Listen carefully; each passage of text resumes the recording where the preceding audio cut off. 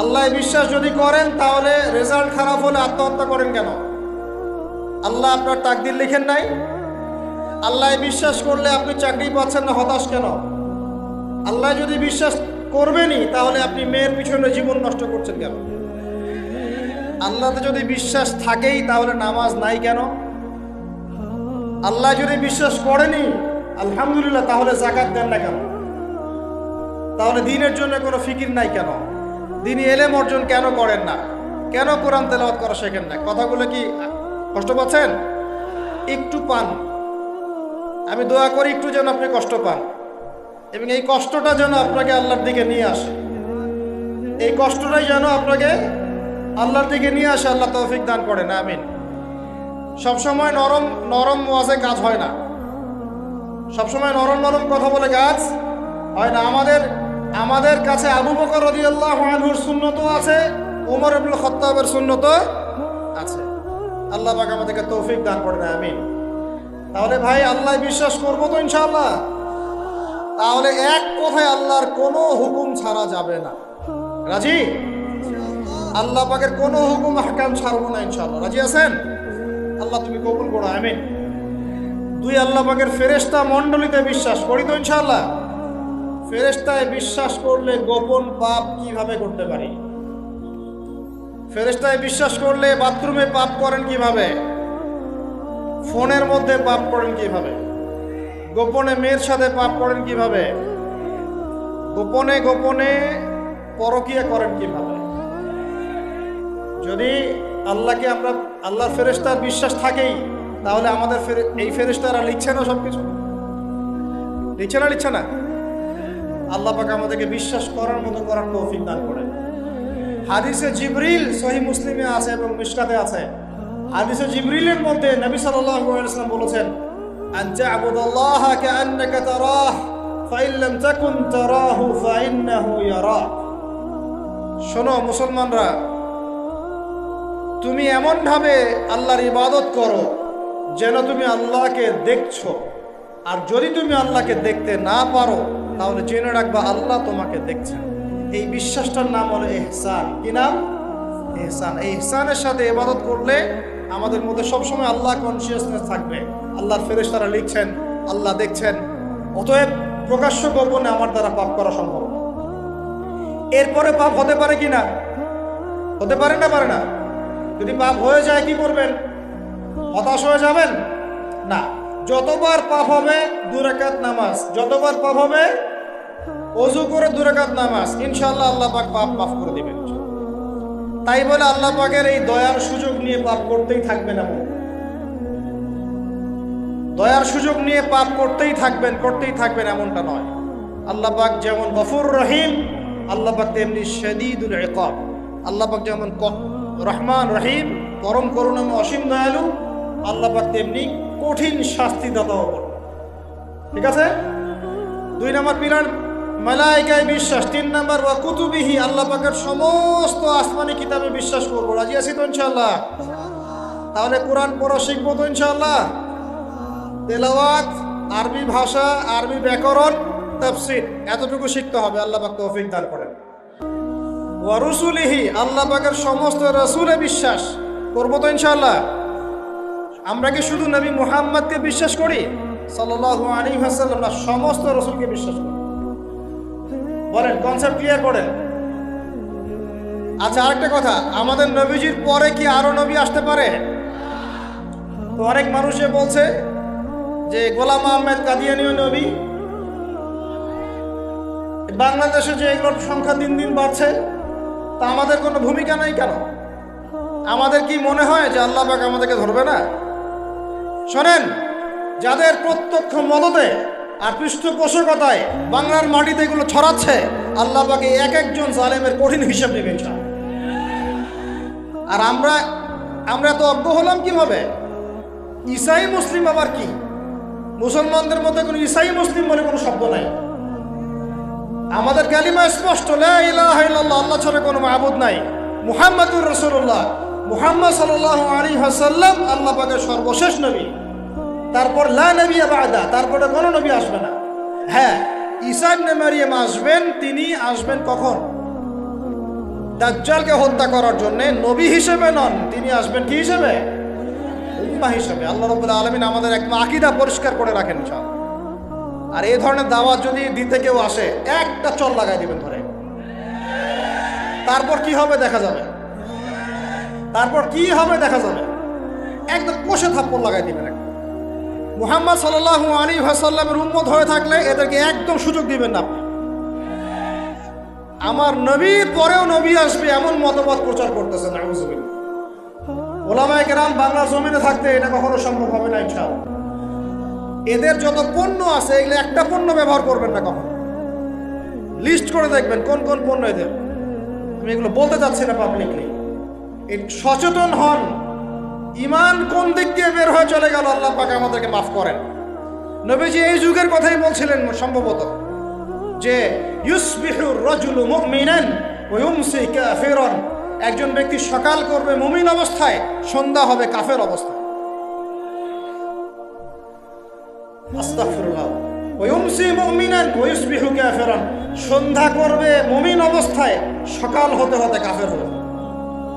ইয়াবিউর রাজুলু দীনাহু লিআরদিদ দুনিয়া, দুনিয়ার সামান্য স্বার্থে মানুষ তার দিনকে বিক্রি করে দিবে। বাংলার গ্রামে গ্রামে এখন এই যে খ্রিস্টান মিশনারিদের তৎপরতা দেখা যাচ্ছে। মানুষকে, মুসলমানদেরকে খ্রিস্টান বানানো হচ্ছে টাকার প্রলোভন দিয়ে, চিকিৎসা সেবার প্রলোভন দিয়ে। আপনারা কি দেখেও না দেখার ভান করছেন, শুনেও না শোনার ভান করছেন? যাদের প্রত্যক্ষ মদত এগুলো হচ্ছে, আল্লাহ পাকের কাছে জবাব দেওয়ার জন্য প্রস্তুত হয়ে যান আপনারা। দুনিয়াতে হয়তো কিছু হবে না, কেউ কিছু করতে পারবে না, কিন্তু কাল কিয়ামতে কে ছাড়ে আপনাকে তাই দেখে নিব। বিশ্বাস করেন, ওমর রাদিয়াল্লাহু আনহু বলছেন, এই যে কোরআন হাতে নিয়ে বলছি আমি, ওমর ইবনুল খাত্তাব রাদিয়াল্লাহু আনহু একদিন তার উটের ময়লা পরিষ্কার করছেন, যখন তিনি অর্ধেক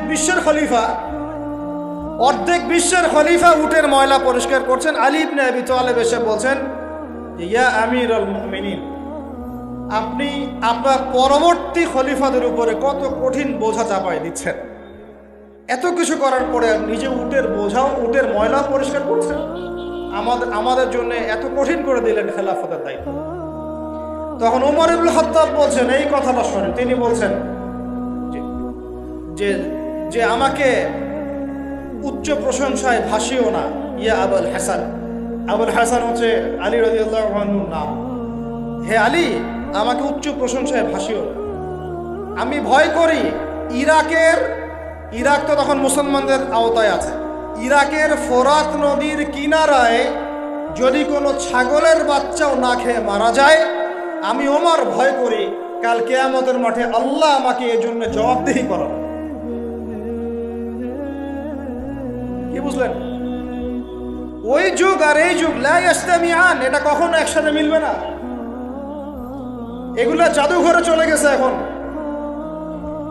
তিনি বলছেন, ওমর রাদিয়াল্লাহু আনহু যিনি জান্নাতের সার্টিফিকেট প্রাপ্ত মানুষ, যার জান্নাতের ঘর আল্লাহ রসুল দেখে এসেছেন, তিনি বলছেন যে আমি ভয় করি ইরাকের ফোরাত নদীর কিনারায় কোনো মেষপালক বা ছাগলের বাচ্চা, মেষ শাবক, তারাও যদি না খেয়ে পানির পিপাসায় মারা যায়, আমি ওমর ভয় করি কাল কিয়ামতের মাঠে আল্লাহ আমাকে জবাবদিহি করো।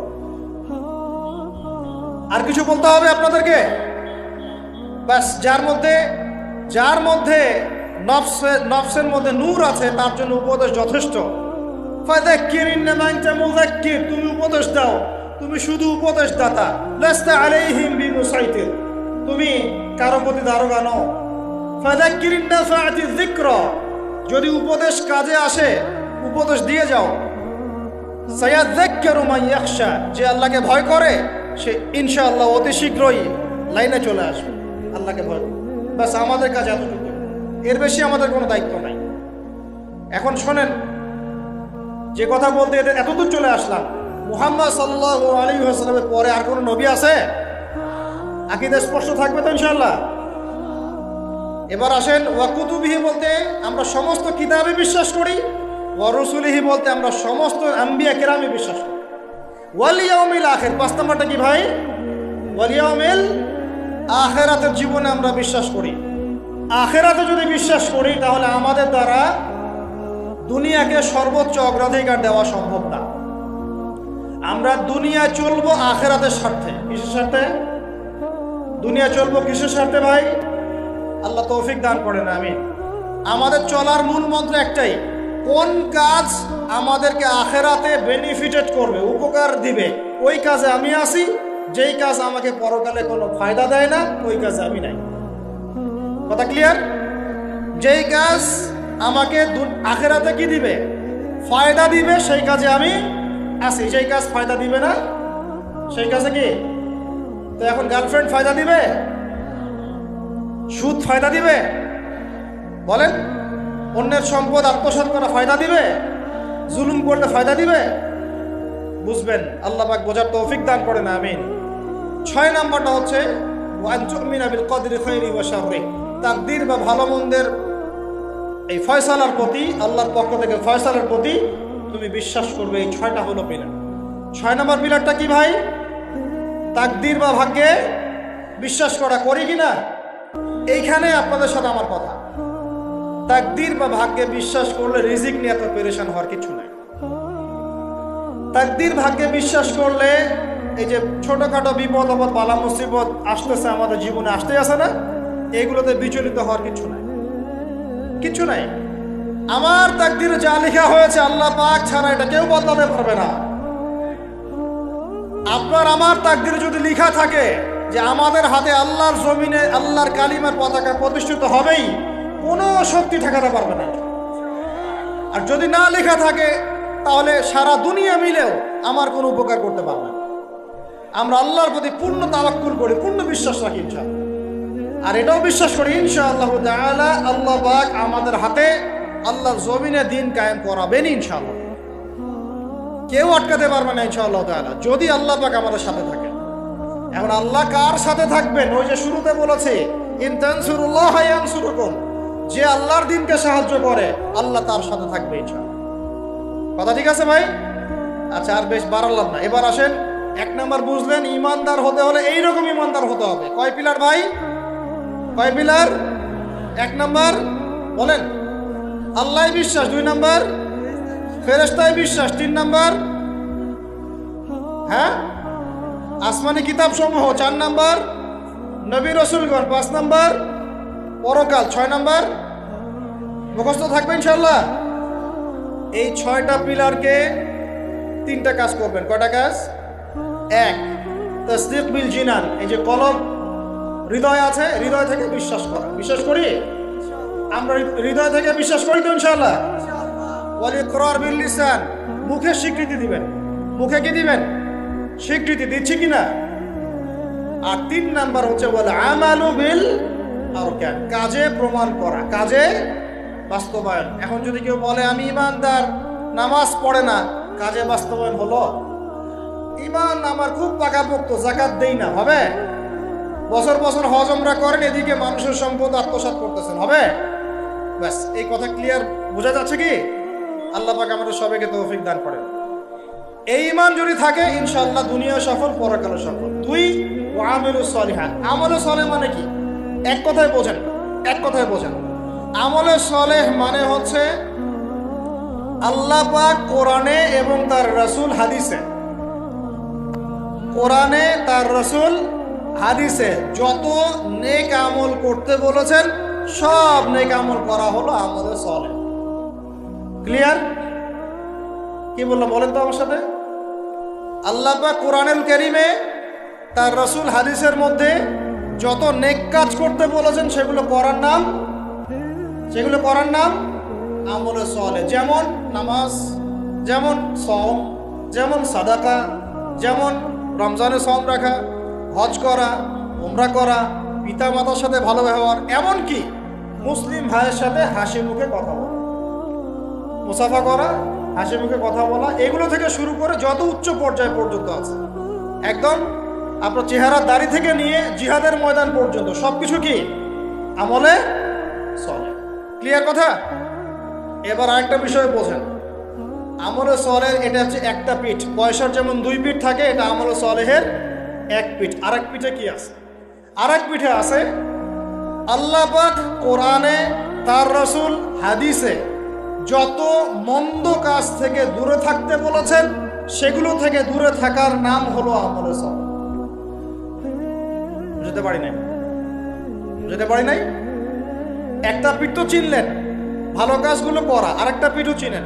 আল্লাহ পাক কোরআনে, তার রাসূল হাদিসে যত খারাপ কাজ থেকে দূরে থাকতে বলেছেন, দূরে থাকার নাম,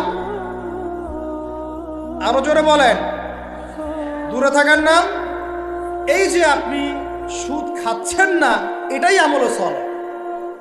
এই যে আপনি শেভ করছেন না, এটা আমলে সালেহ। এই যে আপনি অন্যের সম্পদ আত্মসাৎ করছেন না, এটা আমলে সালেহ। বেপরদায় চলছেন না, এটাই আমলে সালেহ। আল্লাহ পাক গীবত করতে নিষেধ করেছেন, করছেন না, এটা আমলে সালেহ। আল্লাহ পাক এতিমের সম্পদ আত্মসাৎ করতে নিষেধ করেছেন, আপনি যে করছেন না, এটা আমলে সালেহ। আল্লাহ বলছেন লা তাকরাবু জিনা, জিনার কাছে যেও না, কাছেও যেও না, আপনি যে যাচ্ছেন না, এটাও আমলে সালেহ। মানে ভালো কাজগুলো করার নাম যেমন আমলে সালেহ, খারাপ থেকে দূরে থাকার নাম কি? ক্লিয়ার কথা? তাহলে 1 নম্বর ঈমান বুঝতে পারলেন, আমলে সালেহ বুঝতে পারলেন। 3 নম্বর ওয়াতাওয়াসাউ বিল হকের দাওয়াত দেওয়া। হকের, আর হকটা কি ভাই? হক মানে কি? কে বলতে পারবেন? হক মানে কি? হকের দাওয়াত দিতে বলেছেন আল্লাহ পাক। হকটা মানে কি?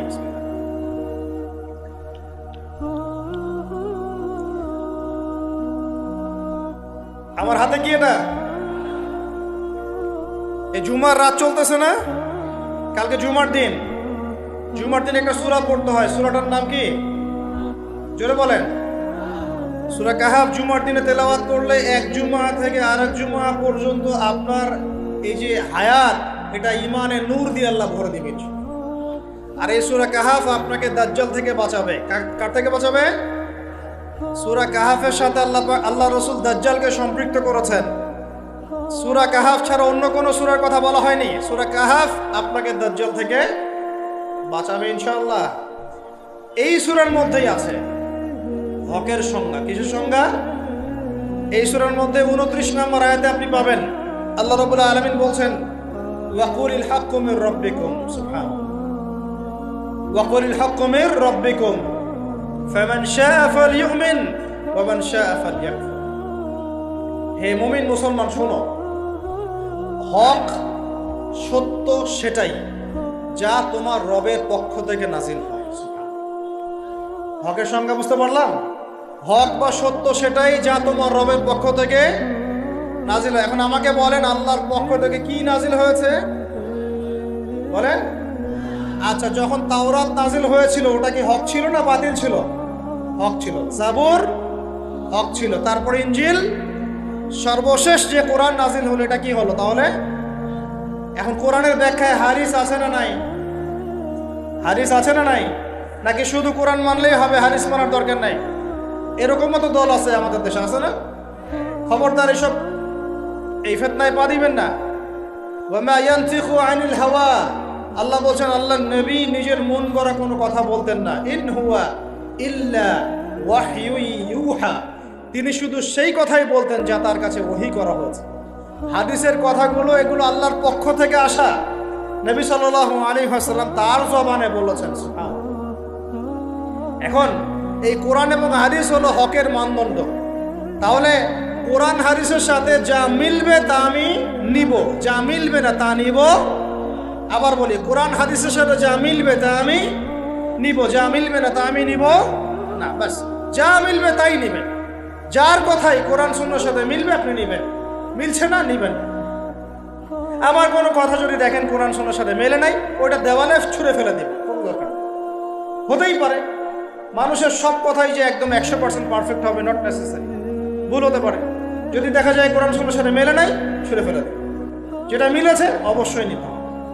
এখন হকের মানদণ্ড কি পেলাম বলেন? হকের মানদণ্ড কি? কোরআন এবং এই হকের দাওয়াত আল্লাহ পাক দিতে বলছেন। এই হকের দাওয়াত দেওয়ার দায়িত্ব কি শুধু একা আমার, একা এই যে আলেম ওলামায়ে কেরামের, নাকি আমাদের সবার? দাওয়াতের মেহনত আপনি করবেন অবশ্যই, কিন্তু ইখতিলাফি মাসআলা, ফিকহি মাসআলা, গভীর যে বিষয়গুলো এগুলো নিয়ে আপনি কথা বলবেন। যেমন নামাজের দাওয়াত আপনি দিতে পারেন কি না? নিজে নামাজ পড়েন, একটা বন্ধুকে নামাজের দাওয়াত দিতে পারেন। নিজে রোজা রাখেন, মানুষকে রোজার দাওয়াত দেন। নিজে পর্দা করেন, আরেক বোনকে পর্দার দাওয়াত দেন। কিন্তু আপনি ফিকহি ইখতিলাফি মাসালার পার্থক্য বুঝেন, অনেক গভীর, এগুলো নিয়ে সমাজে ফাসাদ সৃষ্টি করতে যান। ফিকহি মাসালার হাত বাঁধার, আমিনের, রফুল ইয়াদাইনের, জোরে আমিন, আস্তে আমিন, তারাবি, এইটা ওইটা অনেক যে ব্যাপারগুলো আছে, এগুলো ফিকহি ইখতিলাফি মাসালা, যেগুলোর গভীর জ্ঞান অর্জন না করা পর্যন্ত কেউ ইজতিহাদ করতে পারে না। এই জন্য ওলামায়ে কেরামের কাছে আমরা যাই, ওলামায়ে কেরাম যেটা ফতোয়া দেন সেটা আমরা করি। আমরা ওলামায়ে কেরামের সোহবত থেকে দিন শিখবো ইনশাআল্লাহ। কথা ঠিক আছে ভাই? একা একা দিন শিখবেন না, ওলামায়ে কেরামের সাথে পরামর্শ করে সোহবত থেকে দিন শিখবেন। আর হকপন্থী ওলামায়ে কেরাম আর বাতিলপন্থী ওলামায়ে কেরাম কারা, এটা তো স্পষ্ট হয়ে যাচ্ছে। স্পষ্ট হয় নাই? এই যে অক্টোবর মাসের যে ফিলিস্তিন ইস্যু, এরপরেও কি আপনাদেরকে চেনাতে হবে যে কারা মুনাফিক আর কারা মুমিন? চেনাতে হবে। দেখেন নাই মুনাফিকদের কর্মকাণ্ড?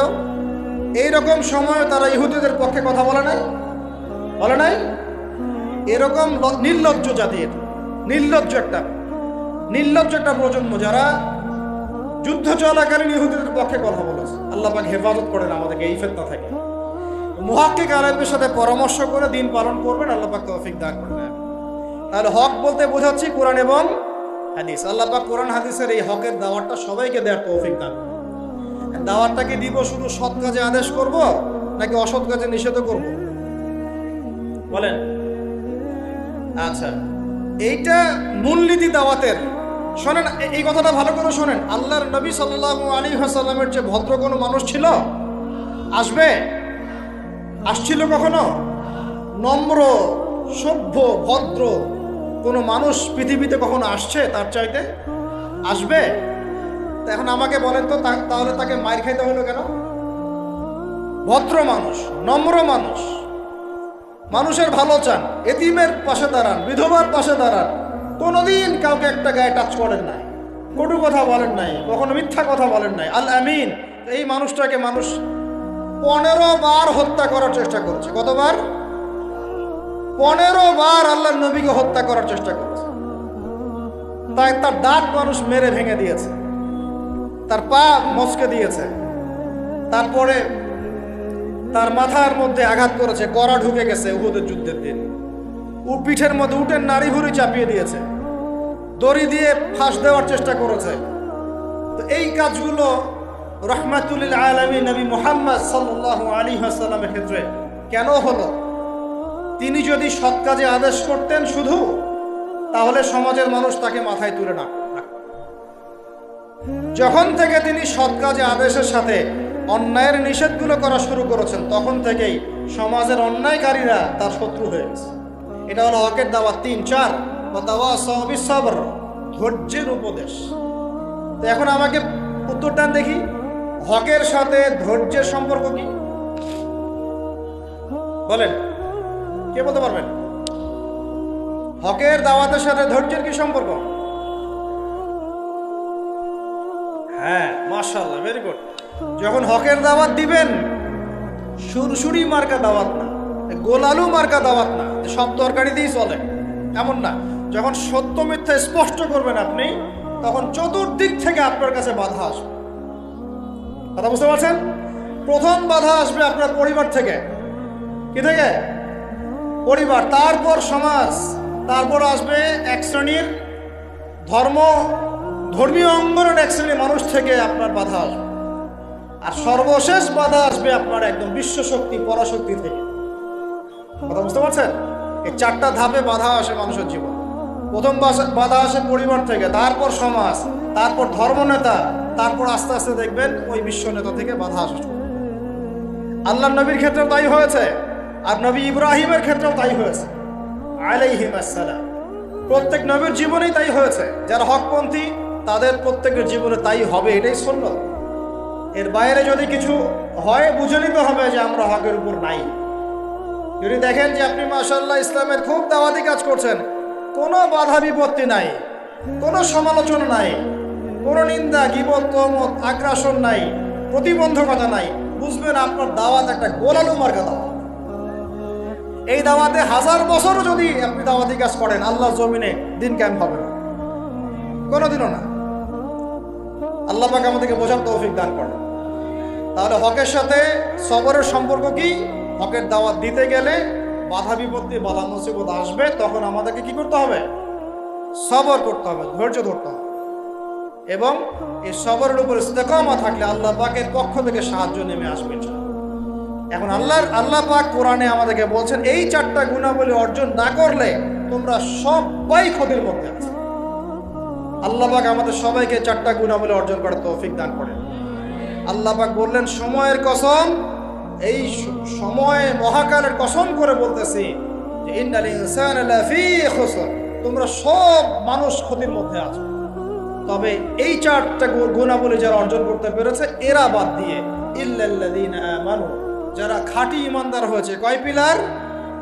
6 পিলার। ওয়া আমিলুস সালিহাত, বেশি বেশি সৎ আমল করেছে। সৎ আমলের কয়টা পিঠ? 2টা। একটা হলো ভালো কাজগুলো করা, মন্দ কাজগুলো ছাড়া। ওয়া তাওয়াসাউ বিল হক, পরস্পরকে হকের দাওয়াত দেয়া। দিব কিনা আমরা ইনশাআল্লাহ? এখানে 2 সূরত। কয় সূরত?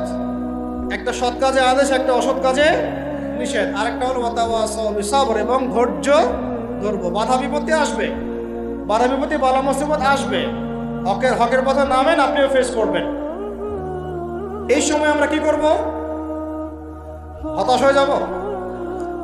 হাত গুটে বসে থাকবো? সবর, ধৈর্য ধরবো। ধৈর্যের ব্যাখ্যা আবার এটা না। ধৈর্যের ব্যাখ্যা আবার এটা না যে একদম হাত গুটে বসে থাকবো, দেখি কবে পরিবর্তন হয় তারপরে মাঠে নামবো, এমন না। বরং পরিবেশ পরিস্থিতি পরিবর্তন করার চেষ্টা করার নাম ধৈর্য। কথা বুঝতে পারছেন ভাই? এই জাহেলিয়াত দূর করার যে মেহনত, এই মেহনতটা করার নাম হলো ধৈর্য। এই ধৈর্যের অনেক স্রোত হয়, এটা ইনশাআল্লাহ আরেকদিন সবর নিয়ে আলোচনা হবে। আল্লাহ পাক আমাদের সবাইকে সবর করার তৌফিক দান করেন। সবরের দৃষ্টান্ত রেখে গেছেন স্বয়ং নবী মুহাম্মদ সাল্লাল্লাহু আলাইহি ওয়াসাল্লাম। 23 বছর তিনি নববী, এই নবুয়তের জীবন, তার সিরাত গ্রন্থ পড়ে দেখেন। আর রাহিকুল মাখতুম পড়েন, রহমাতুল লিল আলামিন পড়েন, নবী মুস্তাফা পড়েন, তারপরে আপনার আর অনেক কিতাব আছে, সিরাতে মুস্তাফা পড়েন, সিরাত বিশ্বকোষ পড়ে দেখেন, দেখবেন তার জীবনের প্রত্যেক পদে পদে সবর আর ধৈর্য, সবর আর ধৈর্য। আল্লাহ রাব্বুল আলামিন আমাদের সবাইকে এই 4টা গুণাবলী অর্জন করার তৌফিক দান করুন বলে আমিন। প্রিয় মুসলিম ভাইরা, আমরা শেষ অংশে চলে আসছি। আমরা সবাই এখন একটু দোয়া করি, আল্লাহ রাব্বুল আলামিন আমাদের সবাইকে যেন দ্বীনের জন্য কবুল করেন। আল্লাহ পাক আমাদের সবাইকে যেন এমন প্রজন্ম গড়ে তোলার তৌফিক দেন, যেই প্রজন্ম আগামীতে বাইতুল মুকাদ্দাস জয় করবে ইনশাআল্লাহ। আল্লাহ পাক আমাদের সবাইকে সময়কে কাজে লাগানোর তৌফিক দান করেন, প্রকৃত ইমানদার হওয়ার তৌফিক দান করেন, বেশি বেশি আমলে সালেহ করার তৌফিক দান করেন, হকের পথে আমাদেরকে দাওয়াতের মেহনতে অংশ নেওয়ার তৌফিক দান করেন, এবং সবর করার তৌফিক আল্লাহ পাক আমাদের